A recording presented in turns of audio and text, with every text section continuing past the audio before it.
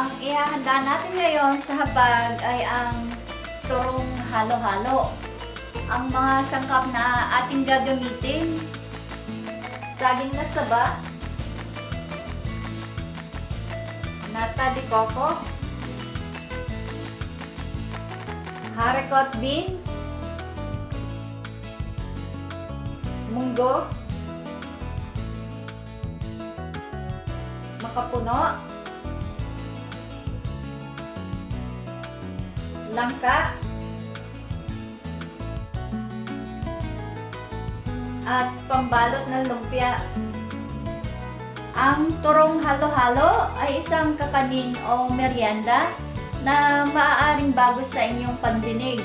Ito ay kahalintulad ng ating paboritong turong saging. Ang pagkakaiba lamang ay ang mga palaman na ating gagamitin ay ang mga sangkap sa halo-halo. Simulan na natin ang paggawa ng turong halo-halo.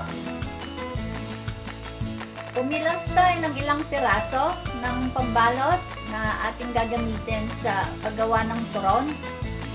Itabi sa fridge ang nalalabi upang hindi tumigas.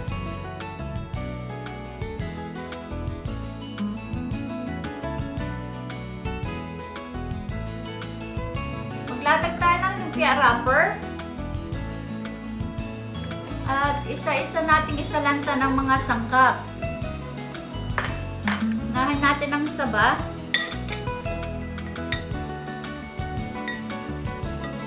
Ang munggo.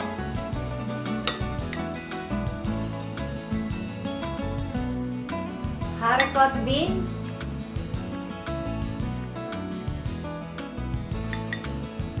Nata de coco.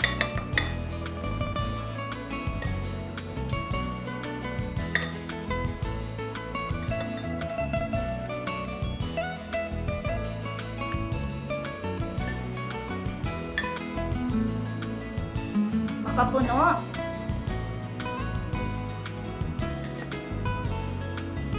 at ang langka.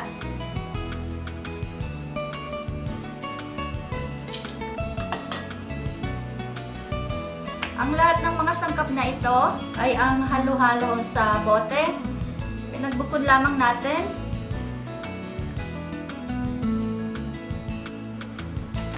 At pahiran natin ng itlog.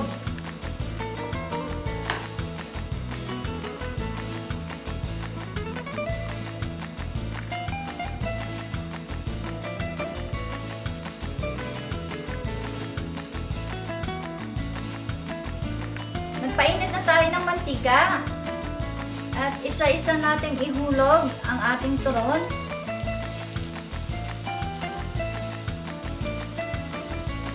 Prituhin natin to hanggang sa mamula.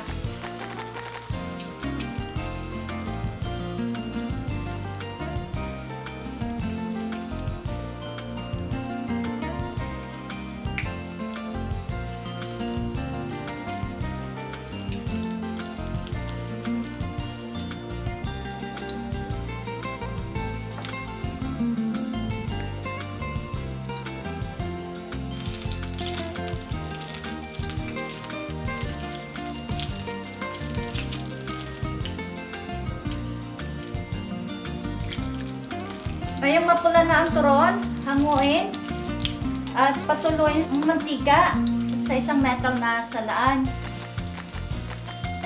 At maaari tayong gumamit ng paper towel.